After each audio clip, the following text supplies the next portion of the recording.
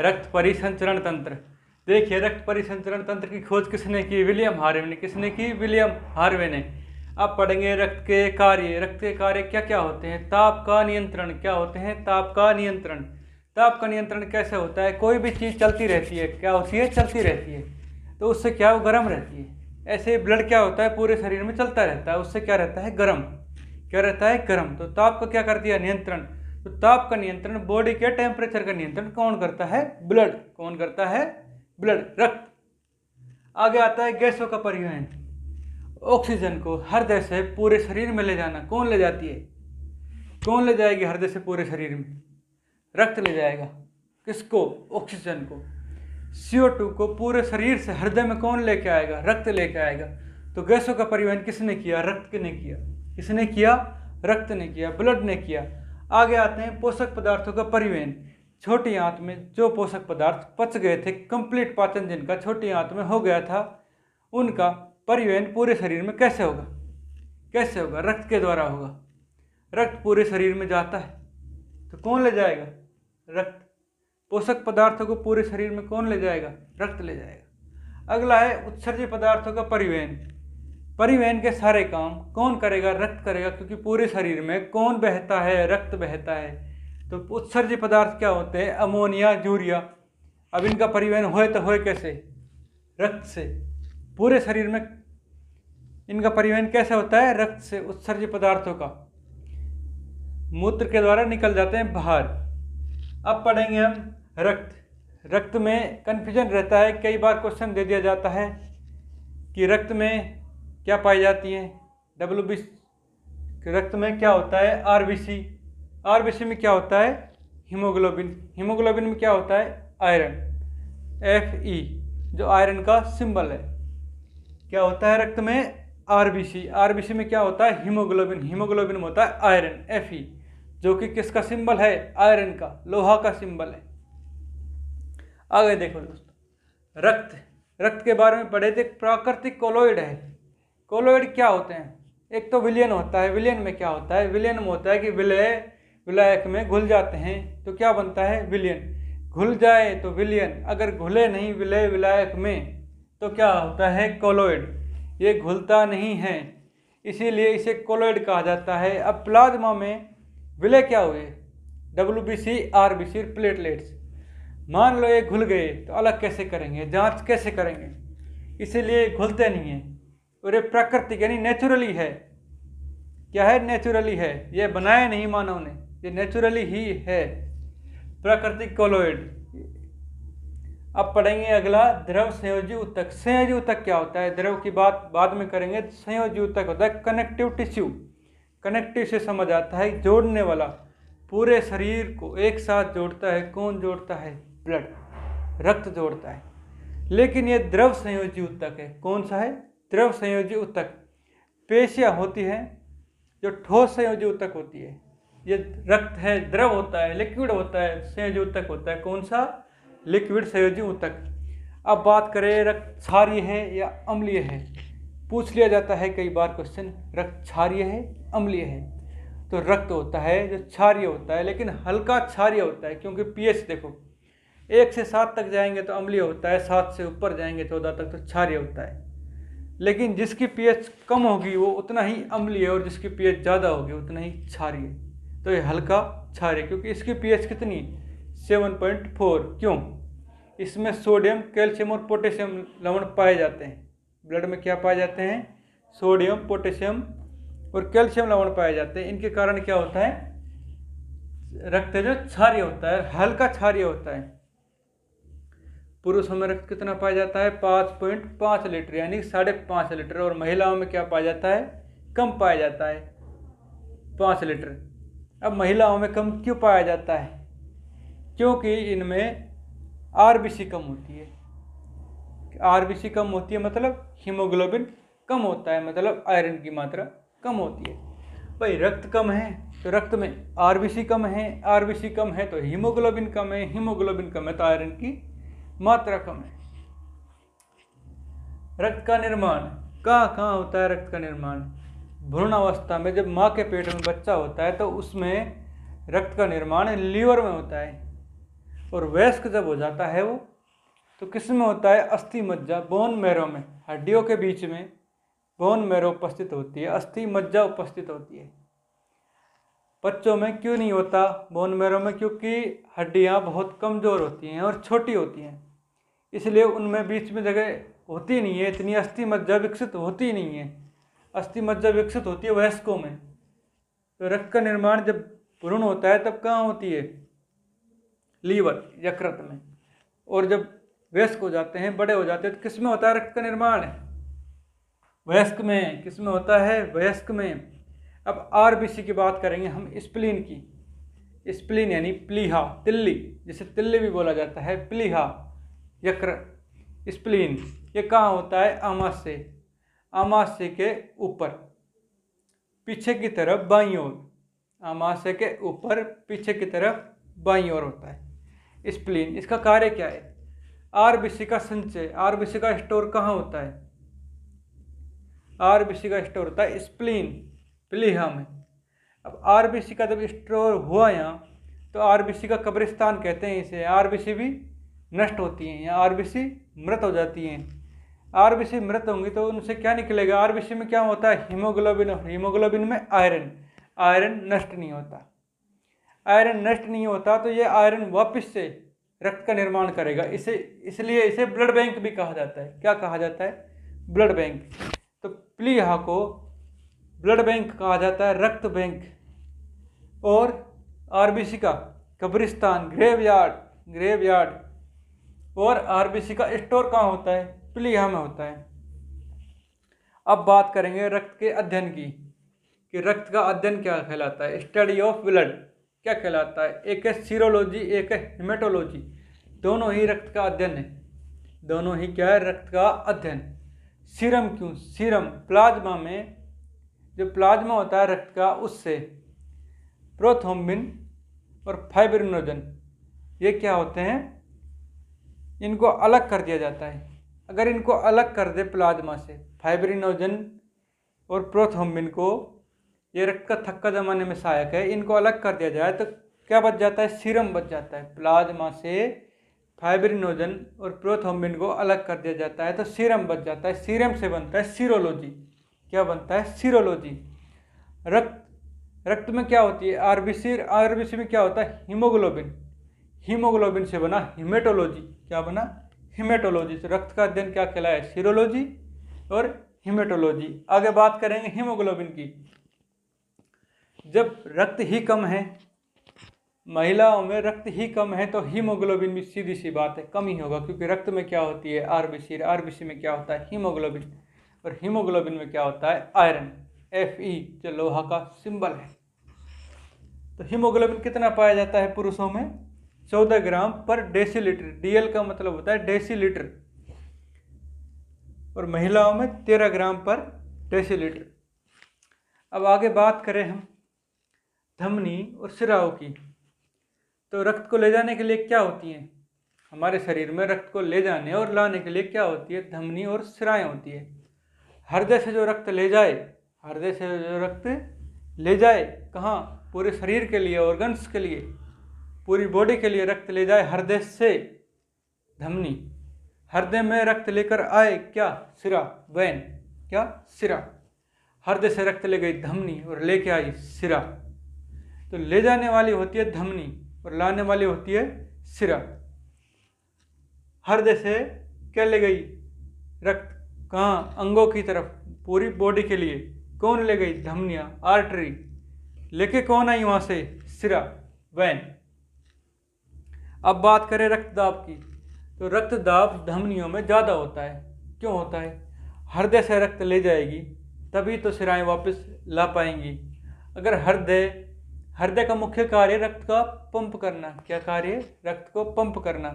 अगर रक्त को हृदय पंप करेगा और प्रेशर धमनियों में कम होगा तो आगे कैसे जाएगा? तो धमनियों में प्रेशर ज़्यादा होता है। क्या होता है? ज़्यादा। कितना होता है? 120 mm ऑफ Hg। और शिराओं में कितना होता है? 80 mm ऑफ Hg। धमनियाँ कहाँ होती है? गहराई में होती है। शरीर में कहाँ होती है? गहराई में। और शिराएं कहाँ होती है? बाहर। जहाँ ड्रिप लगाता है डॉक्टर, कैनुला जहाँ लगाया जाता है, किस में लगाया जाता है? सिराओं में। कई बार कुछ लड़के या कुछ लड़कियाँ अपनी सिराएं काट लेती है ब्लेड से। क्या काट लेती हैं? ब्लेड से काट लेती है कलाई को। कलाई में कौन सी कटती है? सिराएं। इसीलिए बच जाती है क्योंकि प्रेशर होता है कम और रक्त आता है धीरे धीरे धीरे। अगर धमनी कट जाए अंदर से तो रक्त बहुत प्रेशर से आता है और कुछ ही समय में, क्षणिक समय में, कुछ ही मिनटों में आदमी ऊपर चला जाता है अगर धमनियाँ कट जाएं तो। इसलिए ऊपर से काटते हैं, सिराएं कटती हैं। क्या कटती हैं? सिराएं। अब धमनियों में प्रेशर ज़्यादा होता है, प्रेशर ज़्यादा होता है तो वापस आने का कोई सिस्टम नहीं है ब्लड का, ब्लड वापस नहीं आएगा। अगर ब्लड वापस आएगा ही नहीं तो वाल्व की ज़रूरत क्या है? वाल्व क्या काम करते हैं कि वापस नहीं आने देते। चले तो जाओ, रक्त को भेज तो देते हैं लेकिन वापस नहीं आने देते। लेकिन सिराओं में रक्त दाब होता है कम, ब्लड प्रेशर क्या होता है? कम होता है। इसलिए ये रक्त वापस आने की, हो सकता है वापस आ जाए ब्लड प्रेशर कम होने के कारण। तो इसमें क्या होते हैं? वाल्व होते हैं। क्या होते हैं? वाल्व। किन में? सिराओं में। अगर वाल्व नहीं होंगे तो वापस अगर सिराओं से रक्त धमनियों में आया तो अशुद्ध रक्त बहता है सिराओं में और शुद्ध रक्त बहता है धमनियों में। दोनों रक्त हो जाएंगे मिक्स और हो जाएगा अशुद्ध रक्त। इसलिए सिराओं में क्या पाए जाते हैं? वाल्व पाए जाते हैं। अब ब्लड प्रेशर धमनी का, आर्टरी का ज़्यादा होता है तो उसे सहन करने के लिए आर्टरी की, धमनी की भित्तियाँ कैसी होनी चाहिए? मोटी होनी चाहिए। अगर हल्की और पतली होंगी तो प्रेशर से फट भी सकती हैं। इसीलिए ये मोटी होती है। इनकी भित्ति कैसी होती है? मोटी होती है। और सिराओं की भित्तियाँ कैसी होती है? पतली होती है, क्योंकि इनमें प्रेशर इतना होता नहीं है, इनमें प्रेशर कम होता है, इनमें प्रेशर ज़्यादा होता है। धमनियों में प्रेशर ज़्यादा होता है, इसलिए भित्तियाँ क्या होती है? मोटी। और एक चीज़ देखा आपने, पतले पाइप में प्रेशर ज़्यादा होता है और मोटे पाइप में प्रेशर कम होता है। संकरे पाइप में प्रेशर क्या होता है? ज़्यादा होता है। त्रिज्या जिसकी कम है प्रेशर उसमें ज़्यादा है, और जिसकी त्रिज्या ज़्यादा है उसमें प्रेशर कम है। अब देखो, धमनियों में प्रेशर चाहिए तो क्या करना पड़ेगा? हमें धमनियों पतली करनी पड़ेगी, संकरी करनी पड़ेगी, भित्तियाँ मोटी करनी पड़ेगी ताकि ब्लड प्रेशर को सहन कर सके। और गुहा, उनकी गुहा, किनकी गुहा? धमनियों की गुहा संकरी करनी पड़ेगी जिससे प्रेशर बन सके। अगर गुहाएं चौड़ी होंगी तो प्रेशर नहीं बन पाएगा। अब अपवाद क्या है? शुद्ध रक्त बहता है धमनियों में और अशुद्ध बहता है सिराओं में। शुद्ध किन में बहता है? धमनियों में, और अशुद्ध बहता है सिराओं में। लेकिन अपवाद दे रखे कि फुफ्फुस धमनी में कैसा रक्त बहता है? धमनी है लेकिन कैसा रक्त बहेगा? अशुद्ध। और फुफ्फुस सिरा है लेकिन कैसा रक्त बहेगा? शुद्ध। लेकिन मैंने बताया था ये कोई अपवाद नहीं है, क्योंकि सिराओं का काम क्या है? रक्त को हृदय में लेके आना। तो फुफ्फुस से हृदय में जो रक्त लेके आती है, हृदय में रक्त कौन लेके आती है? फुफ्फुस, सिरा। तो फुफ्फुस क्या करते हैं? रक्त को शुद्ध करते हैं, ऑक्सीजन मिलाते हैं, रक्त को शुद्ध करते हैं फुफ्फुस। तो फुफ्फुस से जो हृदय में लेके आ रही है, अब हृदय में जो लेके आने वाली है रक्त को, वो क्या होती है? सिरा। और फुफ्फुस से लेके आ रही है, क्या होगा? फुफ्फुस, सिरा। इसमें शुद्ध रक्त ही बहना है, क्योंकि फुफ्फुस क्या करता है? रक्त को शुद्ध करता है। अब हृदय से अशुद्ध रक्त को फुफ्फुस में ले जाने वाली, हृदय से ले जाने वाली क्या होती हैं? धमनियाँ। क्या होती हैं? धमनियाँ। कहाँ ले जाएंगी? फुफ्फुस को। तो फुफ्फुस में जाने वाली धमनी कौन सी? फुफ्फुस धमनी। लेकिन फुफ्फुस में तो वही धमनी जाएगी जिसमें रक्त कौन सा होएगा? अशुद्ध होएगा, क्योंकि फुफ्फुस क्या करता है? रक्त को शुद्ध करता है। फुफ्फुस से हृदय में आने वाली सिरा, फुफ्फुस सिरा, जिसमें शुद्ध रक्त बहता है, और हृदय से फुफ्फुस की ओर जाने वाली धमनी जिसमें अशुद्ध रक्त बहता है, जिसे फुफ्फुस धमनी कहा जाता है। हम हृदय का अध्ययन पढ़ेंगे। हम क्या पढ़ेंगे? हृदय का अध्ययन। हार्ट का अध्ययन क्या कहलाता है? कार्डियोलॉजी। कार्डियो शब्द जहां भी आ जाए, क्या आ जाए? कार्डियो शब्द जहां आ जाए समझ लेना क्या है? हृदय से संबंधित है, हार्ट से संबंधित है। कार्डियोलॉजी हृदय का अध्ययन कहलाता है। अब इधर देखो,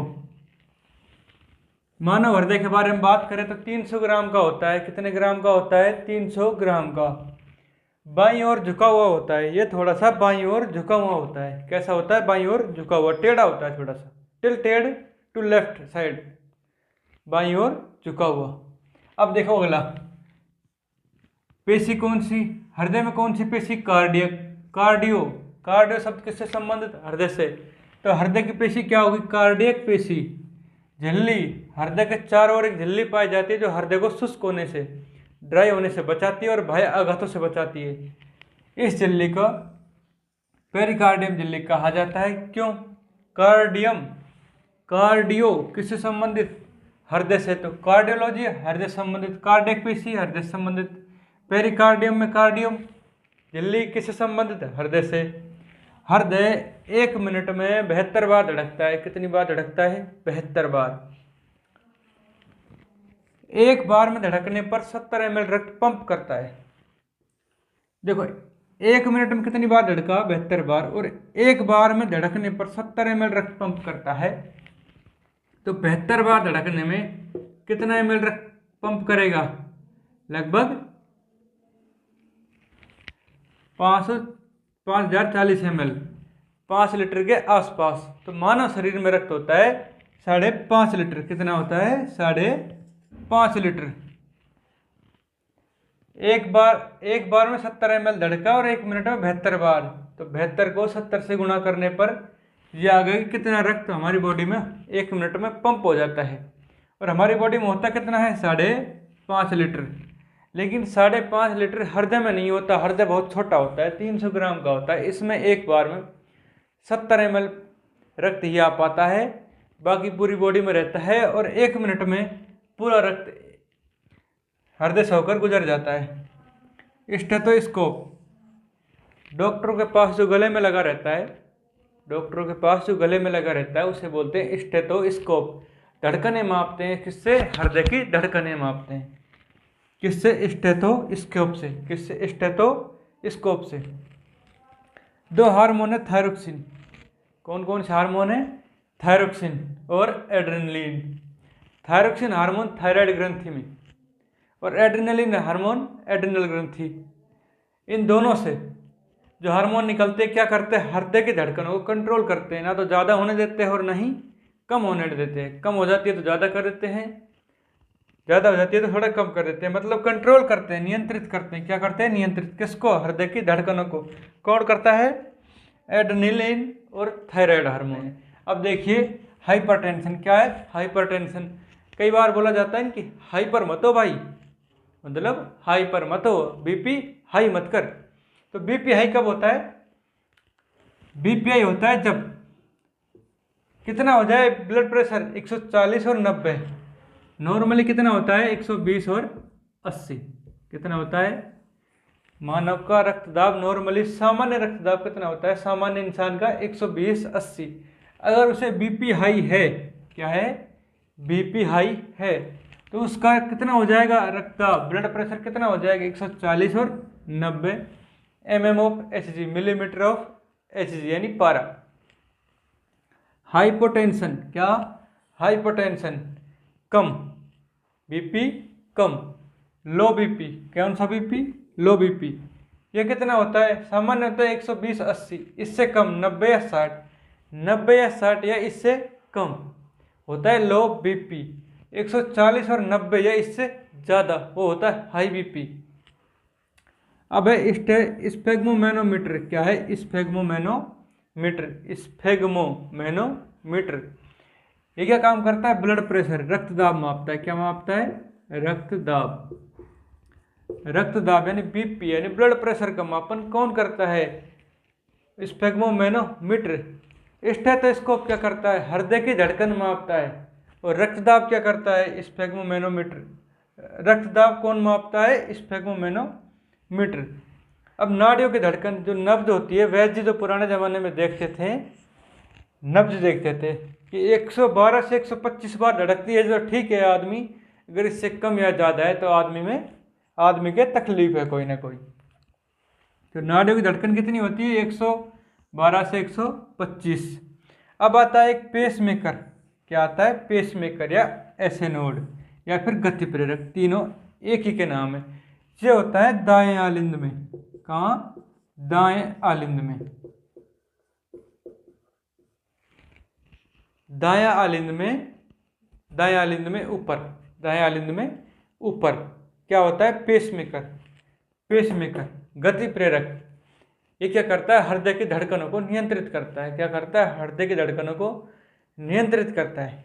कौन करता है? पेसमेकर, ऐसे नोड गति प्रेरक। तो हमने पढ़ा हृदय के बारे में अध्ययन, कार्डियोलॉजी हो गया।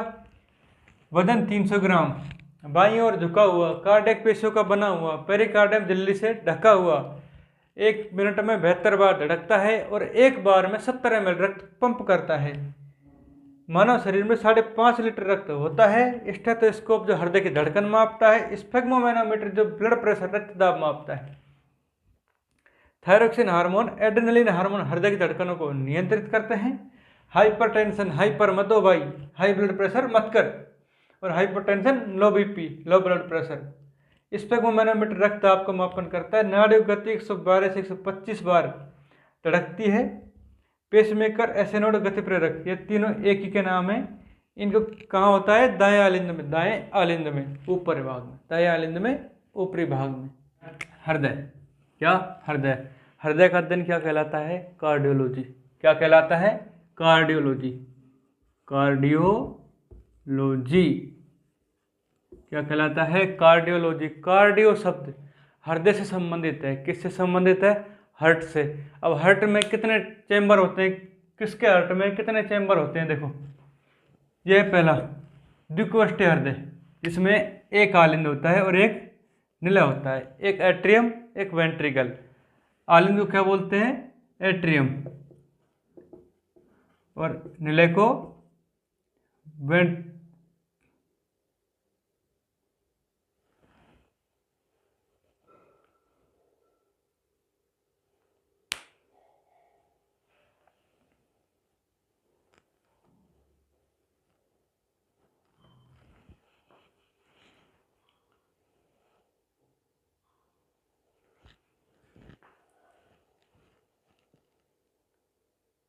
हम पढ़ेंगे हृदय यानी हार्ट को क्या बोलते हैं?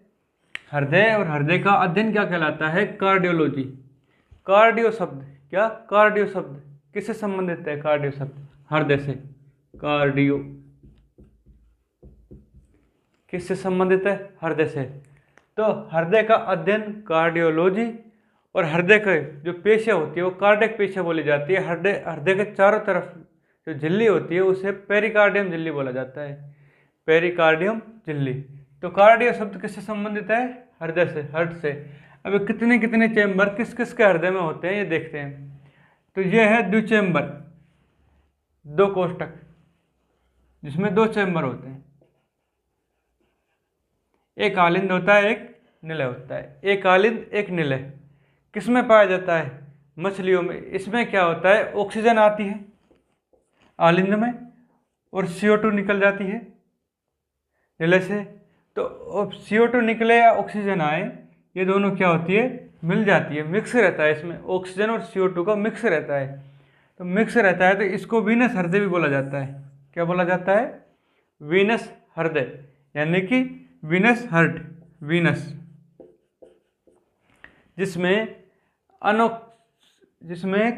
कार्बन डाइऑक्साइड वाला और ऑक्सीजन वाला दोनों ही रक्त मिक्स हो, उसको क्या बोला जाता है? वीनस हृदय। अब है त्रिकोष्ठीय, जिसमें 3 चैम्बर हो, 2 आलिंद, एक निलय। 2 आलिंद, एक निलय। तो ये क्या है? त्रिकोष्ठीय हृदय। 3 चैम्बर है इसमें। कितने चैम्बर है? 3। उदाहरण क्या है? मेंढक और सरीसृप। सरीसृप में क्या आते हैं? सांप, छिपकली, रेप्टाइल जिन्हें बोला जाता है। लेकिन एक अपवाद है। क्या है? अपवाद। सरीसृप का अपवाद है क्या? घड़ियाल, मगरमच्छ। ये आते तो सरीसृप के अंदर है, रेप्टाइल्स के अंदर है, लेकिन इनमें 4 कोष्ठीय हृदय पाया जाता है। 4 कोष्ठीय हृदय, यानी कि 4 चैम्बर होते हैं इनमें। कितने चैम्बर होते हैं? 4 चैम्बर। अब बात करें 4 कोष्ठीय हृदय की, तो 4 कोष्ठीय हृदय में 2 आलिंद और 2 निलय होते हैं। 2 आलिंद होते हैं और 2 निलय होते हैं। इधर वाला बायां भाग और इधर वाला दायां भाग। ये इसके एग्जाम्पल क्या है? स्तनधारी, और पक्षी, स्तनधारी और पक्षी। स्तनधारी में क्या आते हैं? मानव, पशु, ये सारे स्तनधारी में आते हैं। लेकिन 4 कोष्ठीय हृदय किस में और पाया जाता है? घड़ियाल और मगरमच्छ में पाया जाता है। लेकिन ये अपूर्ण होता है, ये पूर्ण हृदय होता है। तो हृदय का अध्ययन कार्डियोलॉजी। द्विकोष्ठीय हृदय पढ़ा हमने मछली में, त्रिकोष्ठीय हृदय पढ़ा मेंढक और सरीसृप में, 4 कोष्ठीय पढ़ा हमने स्तनधारी पक्षियों में, मानव, पशु में। और अपूर्ण 4 कोष्ठक हृदय पूर्ण होता है। ये क्या होता है? अपूर्ण। किसमें? घड़ियाल और मगरमच्छ में। ये वाला पूर्ण 4 कोष्ठक हृदय। जैसा कि आपको पता है, आउटलाइन आपको दिख रही है कि हृदय में रक्त का परिसंचरण तंत्र कैसे काम करता है, हृदय में रक्त का परिसंचरण कैसे होता है, हृदय से कहाँ जाता है और कहाँ से हृदय में वापस आता है। तो देखिए आउटलाइन देखिए, हृदय से महाधमनी, धमनी, केशिकाएं, सिरा और महासिरा। अब एक हृदय का डायग्राम आपके लिए बनाया गया है। देखो हृदय, ये इधर वाला पार्ट दायां भाग, इधर वाला पार्ट बायां भाग, इधर वाला पार्ट बायां भाग हो गया, इधर वाला दायां। अब इसमें देखो इधर क्या है? ऊपर होता है आलिंद, ऊपर होता है आलिंद, नीचे नीले, ऊपर आलिंद नीचे नीले। बाएं वाले में ऊपर बायां आलिंद, नीचे बायां नीले। दाएं वाले में ऊपर दायां आलिंद, नीचे दायां नीले। अब हृदय से रक्त जाएगा तो बाएं भाग में शुद्ध रक्त होता है। कैसा रक्त होता है? शुद्ध रक्त। कैसे? फुफ्फुस, फुफ्फुस से आता है हृदय में। किससे? पल्मोनरी सिरा द्वारा, फुफ्फुसीय सिरा द्वारा हृदय में आया। किसके द्वारा आया? फुफ्फुसीय सिरा द्वारा। किस में आया? बाएं आलिंद में। किस में आया? बाएं आलिंद में। अब बाएं आलिंद से कहाँ जाएगा? बाएं नीले में। किसके द्वारा? बाइकस्पिड वाल के द्वारा। किसके द्वारा? बाइकस्पिड वाल। द्विवल्नी कपाट, ये देखो द्विवल्नी कपाट क्यों होते हैं? ये इसलिए होते हैं कि बाएं आलिंद से जब रक्त बाएं नीले में जाता है तो ये बाएं नीले में आने के बाद रक्त वापस बाएं आलिंद में ना जाए। किस में ना जाए? बाएं आलिंद में। इसलिए द्विवल्नी कपाट होता है। क्या होता है? द्विवल्नी कपाट। कौन सा कपाट होता है? द्विवल्नी। बाइकस्पिड वाल। कौन से वाल? बाइकस्पिड वाल। अब बाएं नीले में रक्त के आने के बाद किस में जाता है? एरोटा, महाधमनी में। किस में जाता है? महाधमनी। देखो यहाँ से जाता है महाधमनी। इसमें भी कपाट है।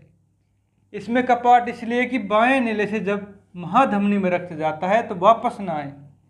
ये ऐसे होते हैं, ऐसे। तो जैसे ही रक्त आ जाता है ऐसे हो जाते हैं और रक्त नीचे नहीं आ पाता है। क्या नहीं आ पाता है? नीचे नहीं आ पाता है। तो इसमें से कहाँ गया? महाधमनी में। फुफ्फुस से आया, फुफ्फुस सिरा द्वारा। किस में? बाएं आलिंद में। बाएं आलिंद से द्विवल्नी कपाट द्वारा किस में गया? बाएं नीले में। बाएं नीले से महाधमनी में। किस में गया? महाधमनी में। महाधमनी से कहाँ जाएगा? शरीर में, पूरी बॉडी में। पूरी बॉडी से बाद वापस से सिराओं से महासिरा। किसमें? महासिरा, जिसे वेना कावा भी बोला जाता है। महासिरा, जिसे वेना कावा भी बोला जाता है। इससे किस में आएगा? दाएं आलिंद में। किस में आएगा? दाएं आलिंद में। दाएं आलिंद से दाएं नीले में। दाएं आलिंद से दाएं नीले में। किसके द्वारा? ट्राइकस्पिड वाल, त्रिवल्नी कपाट। किसके द्वारा? ट्राइकस्पिड वाल, त्रिवल्नी कपाट। कौन से कपाट? त्रिवल्नी, ट्राइकस्पिड वाल। कौन से वाल? ट्राइकस्पिड वाल। देखो बाईं ओर बाइकस्पिड, वैसे बाईं ओर वैसे बाइकस्पिड। दाईं ओर ट्राइकस्पिड, दाईं ओर ट्राइकस्पिड वाल। दाएं आलिंद से दाएं नीले में आते हैं। जब वाल क्यों होते हैं? क्योंकि वापस ब्लड ऊपर ना जाए, दाएं नीले से दाएं आलिंद में ना जाए। अब दाएं नीले से कहाँ जाएगा? फुफ्फुसीय धमनी में। कहाँ जाएगा? फुफ्फुसीय धमनी में। और फुफ्फुसीय धमनी से कहाँ जाएगा? फुफ्फुस में। फुफ्फुस से वापस से शुद्ध रक्त होगा और कहाँ आएगा? अब शुद्ध रक्त हुआ फुफ्फुस में, कहाँ आया? फुफ्फुस सिरा द्वारा बाएं आलिंद में, बाएं आलिंद से बाइकस्पिड वाल्व द्वारा बाएं नीले में, बाएं नीले से एरोटा महाधमनी द्वारा पूरे शरीर में, पूरे शरीर से कहाँ आया, वेना केवा, किसके द्वारा, वेना केवा महाशिरा द्वारा दाएं आलिंद में, दाएं आलिंद से ट्राइकस्पिड वाल्व द्वारा दाएं नीले में जाते हैं और दाएं नीले से फुफ्फुसीय धमनी द्वारा फुफ्फुस में चला जाता है। इस प्रकार रक्त का परिसंचरण हृदय में होता है। अब यहाँ देखो हृदय, हृदय ऐसा बिल्कुल नहीं होता है, ये चित्र बनाने के लिए है। हृदय ऐसा ही होता है जैसा ये बनाया गया है आपके सामने। हृदय से कहाँ गया, महाधमनी, कहाँ गया, महाधमनी, महाधमनी से धमनी, धमनी से केशिकाएं, केशिकाओं से सिरा, सिराओं से महाशिरा, और महाशिरा से कहाँ आया, हार्ट में, कहाँ आया, हार्ट में। ये हो गए फुफ्फुस, क्या हो गए, फुफ्फुस, फुसफुस नहीं फुफ्फुस, लंग्स, क्या हुए, लंग्स, फेफड़े, क्या हुए, फेफड़े, फेफड़ा, फुफ्फुस, लंग्स तीनों एक ही बात। फेफड़ा यानी लंग्स से कहाँ आता है ब्लड, हृदय में, किसके द्वारा, फुफ्फुस सिरा द्वारा, किसके द्वारा, फुफ्फुस सिरा द्वारा। फेफड़ों से, फुफ्फुस से कहाँ आया, हृदय में, कहाँ, किससे, फुफ्फुस सिरा, पल्मोनरी बोलते हैं इसे, क्या बोलते हैं, पल्मोनरी सिरा। पल्मोनरी सिरा से कहाँ आया, हृदय में, हृदय से महाधमनी, महाधमनी से धमनी, धमनी से केशिकाएं, केशिकाओं में शुद्ध और अशुद्ध दोनों रक्त मिल जाते हैं, और अशुद्ध रक्त यहाँ से वापस सिराओं में होके महाशिरा में, महाशिरा यानी वेना केवा, महाशिरा को वेना केवा बोलते हैं, यहाँ से हृदय में, और हृदय से वापस कहाँ आएगा, फुफ्फुस में शुद्ध होने के लिए। फुफ्फुस क्या करता है, रक्त में ऑक्सीजन मिलाता है, ऑक्सीजन मिलाने के बाद कहाँ आता है, फुफ्फुस सिरा द्वारा बाएं आलिंद में, बाएं आलिंद से द्विवल्नी का पार्ट यानी बाइकस्पिड वाल्व, वैसे बाएं, वैसे बाइकस्पिड वाल्व से बाएं नीले, बाएं नीले से महाधमनी यानी एरोटा, एओर्टा द्वारा कहाँ आता है, शरीर में, शरीर से वेना केवा यानी महाशिरा, महाशिरा द्वारा कहाँ आता है, दाएं नीले, दाएं आलिंद, दाएं आलिंद से ट्राइकस्पिड वाल्व द्वारा दाएं नीले, दाएं नीले से फुफ्फुस धमनी द्वारा फुफ्फुस में जाता है, और फुफ्फुस धमनी द्वारा किस में जाता है, फुफ्फुस में, फुफ्फुस से वापस से वही प्रोग्रेस। आइए रक्त के बारे में जानते हैं। रक्त, रक्त यानी ब्लड। ब्लड में क्या क्या होता है, प्लाज्मा कितना परसेंट, 55%, क्या होता है, प्लाज्मा, प्लाज्मा कितना होता है, 55% होता है। और प्लाज्मा में क्या क्या होता है, देखो प्लाज्मा में होता है जल, कितना, 90%, कितना होता है, 90%। और क्या होता है प्लाज्मा में, प्लाज्मा प्रोटीन, क्या होता है, प्लाज्मा प्रोटीन 6 से 7%, क्या होता है, 6 से 7%, और 90% क्या होता है, जल। अब बात करते हैं फाइब्रिनोजन, प्रोथ्रोम्बिन और एल्बुमिन, ये क्या है, प्रोटीन, क्या है, प्रोटीन। हम बात करें कि फाइब्रिनोजन की और प्रोथ्रोम्बिन की, एल्बुमिन की, तो ये रक्त का थक्का जमाने में सहायक है। किस में सहायक है, रक्त का थक्का जमाने में सहायक है। अगर रक्त से फाइब्रिनोजन और प्रोथ्रोम्बिन को निकाल दिया जाए, किसको निकाल दिया जाए, फाइब्रिनोजन और प्रोथ्रोम्बिन को निकाल दिया जाए, मेनली फाइब्रिनोजन को निकाल दिया जाए, तो क्या बचता है प्लाज्मा से, प्लाज्मा से फाइब्रिनोजन और प्रोथ्रोम्बिन निकालने के बाद क्या बचता है, सीरम, क्या बचता है, सीरम। इसीलिए रक्त का अध्ययन क्या कहलाता है, सीरोलॉजी, क्या कहलाता है, सीरोलॉजी। रक्त के प्लाज्मा से फाइब्रिनोजन को अलग करना क्या कहलाता है, सीरम।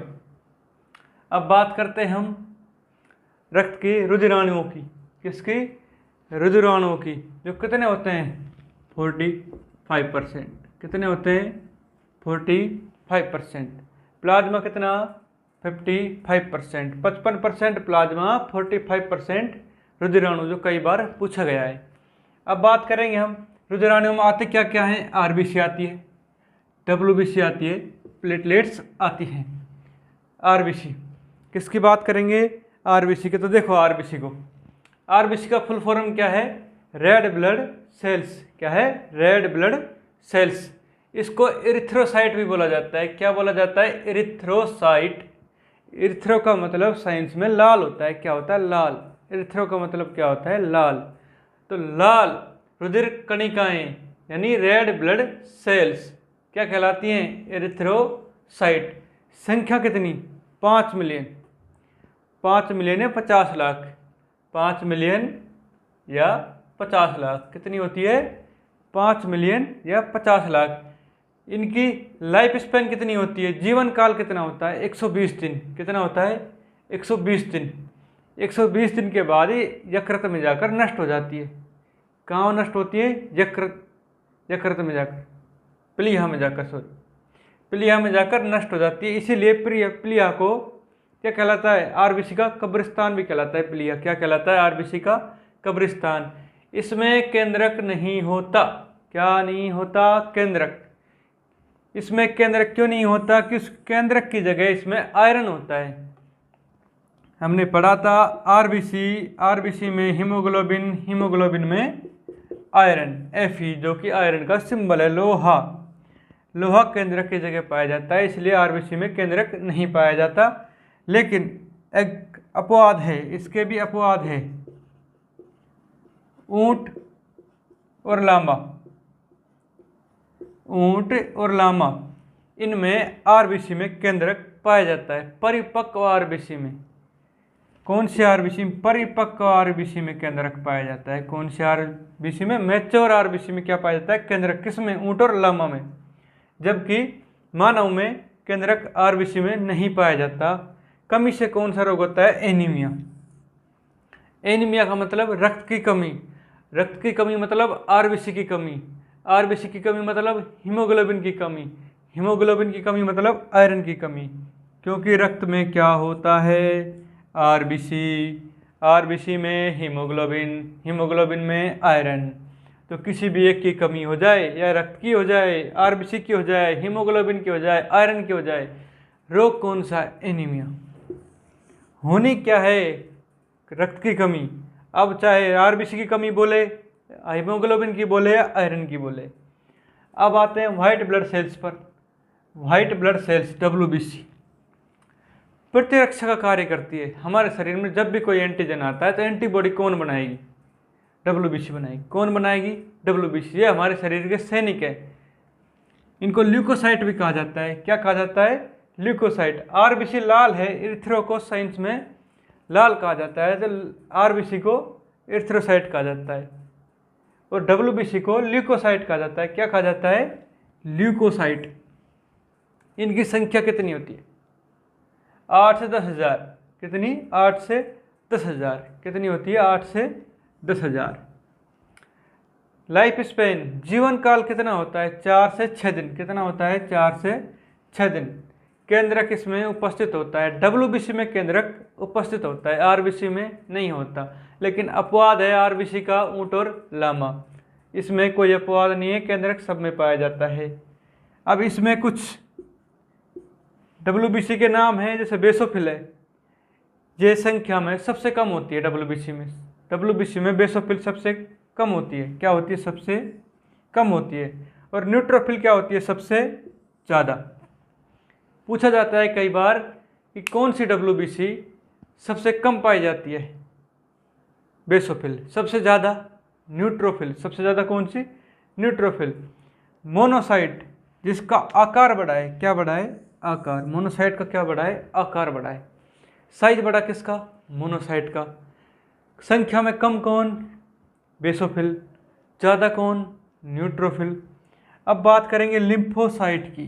किसकी? लिम्फोसाइट की। प्रतिरक्षा की बात करें कि प्रतिरक्षा में कौन सहायक है? हमारे शरीर को एंटीबॉडी कौन प्रदान करती है? तो पूछ लिया जाता है कि आरबीसी, WBC, प्लेटलेट्स में से एंटीबॉडी कौन देगी? WBC। लेकिन WBC में भी एंटीबॉडी कौन देगी? लिम्फोसाइट। कौन देगी? लिम्फोसाइट। प्रतिरक्षा का कार्य करती है। एड्स में जब HIV जो एड्स का वायरस है, उसमें लिम्फोसाइट नष्ट हो जाती है। कौन सी? Helper cells, T lymphocytes. कौन सी? टी लिम्फोसाइट्स में भी हेल्पर सेल, TH, टी का मतलब टी लिम्फोसाइट, उसमें भी हेल्पर सेल क्या हो जाती है, सहायक सेल नष्ट हो जाती है, कमी हो जाती है और हमारी प्रतिरक्षा तंत्र कमज़ोर हो जाता है और हमें बहुत सारी बीमारियां हो जाती हैं। अगला है प्लेटलेट्स। इन्हें थ्रोम्बोसाइट भी कहा जाता है। क्या कहा जाता है, थ्रोम्बोसाइट। प्लेटलेट का कार्य क्या है, रक्त का थक्का जमाना। क्या कार्य है, रक्त का थक्का जमाना। अब रक्त का थक्का कौन जमाता है, प्लेटलेट्स, थ्रोम्बोसाइट।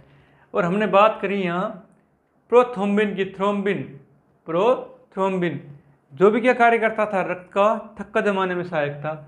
थ्रोम्बिन से थ्रोम्बोसाइट, थ्रोम्बिन से थ्रोम्बोसाइट क्या करती है, रक्त का थक्का जमाने में सहायक है कौन, प्लेटलेट्स। इनकी काउंटिंग कितनी होती है, वॉल्यूम कितना होता है, 1.5 लाख से 4.5 लाख पर मिलीमीटर क्यूब। कितना, 1.5 लाख से 4.5 लाख पर मिलीमीटर क्यूब। इनका लाइफ स्पेन, जीवन काल कितना होता है, 7 से 10 दिन। कितना होता है, 7 से 10 दिन। इनमें केंद्रक नहीं पाया जाता। क्या नहीं पाया जाता, केंद्रक WBC, RBC और प्लेटलेट्स में केवल WBC में पाया जाता है। किस में पाया जाता है, केवल WBC में। ना तो RBC में केंद्रक होता है, ना प्लेटलेट्स में केंद्रक होता है। हम बात करते हैं मानव के शरीर की। मानव शरीर में ना प्लेटलेट्स में केंद्रक होगा, ना ही RBC में केंद्रक होगा। बात करेंगे हम कमी से। प्लेटलेट्स की कमी हो जाए तो कौन सा रोग होता है, डेंगू। कौन सा रोग होता है, डेंगू। इसमें क्रिटिकल स्टेज क्या है, इसकी क्रिटिकल स्टेज कि प्लेटलेट्स इससे कम नहीं होनी चाहिए। Critical stage 40,000। क्या है, प्लेटलेट्स की क्रिटिकल स्टेज डेंगू में 40,000, इससे कम नहीं होनी चाहिए। काम, रक्त का थक्का जमाना। प्लेटलेट्स का काम क्या है, रक्त का थक्का जमाना। रक्त का थक्का जमाने में और कुछ भी कई सारी चीज़ें हैं जो सहायक हैं, उनको हम पढ़ेंगे।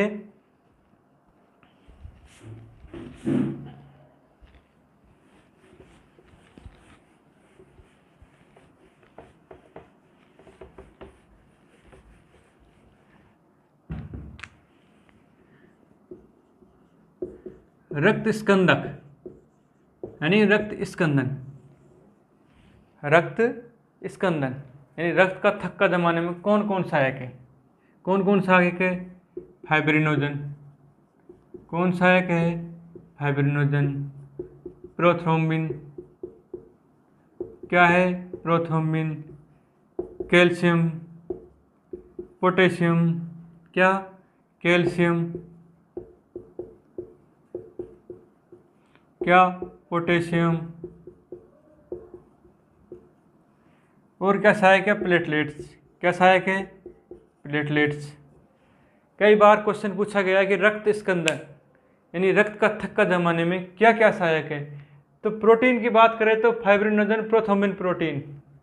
WBC, RBC और प्लेटलेट्स में बात करें तो प्लेटलेट्स। अगर आयन की बात करें कि कौन से आयन रक्त का थक्का जमाने में सहायक है, तो कैल्शियम और पोटेशियम सहायक है रक्त का थक्का जमाने में। अब हम काउंटिंग की बात करेंगे कि सबसे ज़्यादा ब्लड में क्या पाया जाता है। सबसे ज़्यादा ब्लड में क्या पाया जाता है, सबसे ज़्यादा ब्लड में क्या पाया जाता है, सबसे ज़्यादा पाया जाता है प्लाज्मा। क्या पाया जाता है, प्लाज्मा 55%, 55%। उसके बाद RBC, कितनी, RBC 5 मिलियन, 50 लाख। उसके बाद प्लेटलेट्स 1.5 लाख से 4.5 लाख। उसके बाद WBC, क्या, WBC कितनी, 7 से 10,000। प्लाज्मा सर्वाधिक पाया जाता है रक्त में। उसके बाद RBC पाई जाती है, उसके बाद प्लेटलेट्स पाई जाती है, उसके बाद WBC पाई जाती है।